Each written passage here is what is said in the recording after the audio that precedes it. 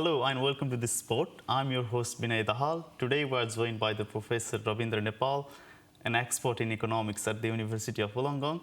We will be discussing the federal budget released yesterday and the steps taken by the government to help students. Professor, welcome to this spot. I'll begin by asking what are the major steps the government has taken in the budget yesterday to help students? First and foremost, it is my pleasure to be talking to our local community TV channel, and thanks for having me on this show.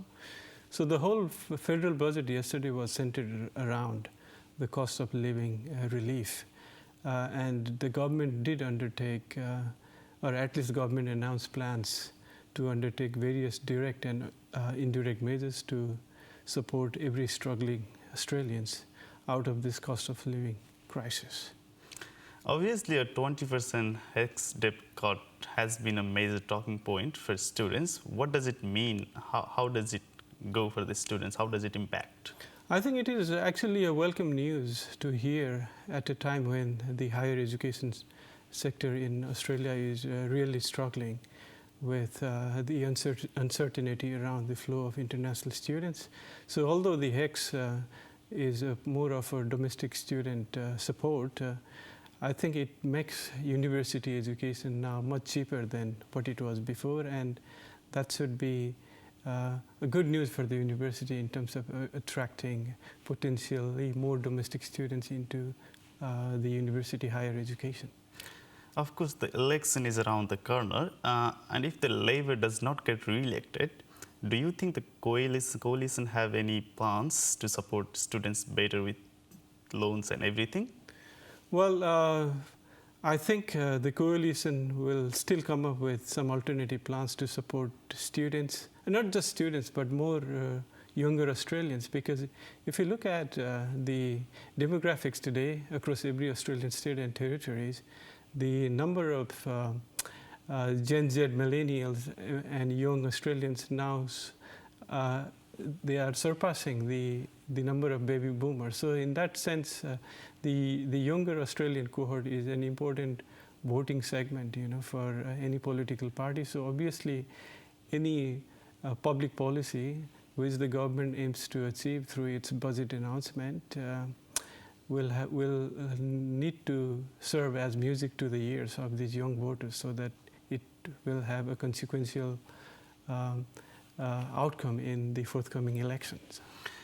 And another important part of the budget yesterday is the government has announced a stage 4 tax cut.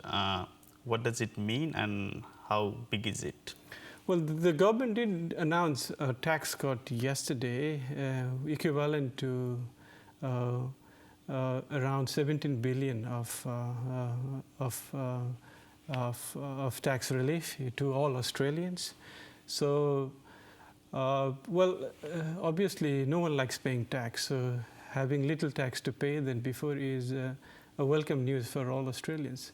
But my real concern is, there was no need actually to provide extra tax cuts to those who are already earning a lot, because the tax cut, this tax cut that was announced yesterday, is insignificant to provide any cost of living relief. So instead, the tax cuts to the REITs should have been funneled towards helping the poor out, especially considering that we have more than 3 million people still living below the poverty line in Australia. So although it's a good news for the middle income earners and the low income earners, I think more could have been done through these tax cuts to help the real needy ones.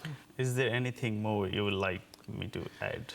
Well, I think one of the other important support, the cost of living support, which the government announced yesterday, was the continuation of the energy relief bill. And that's very important because even though, the headline and the core inflation in Australia today is, as of today, is under control, energy bills were one of the biggest contributors of the headline inflation.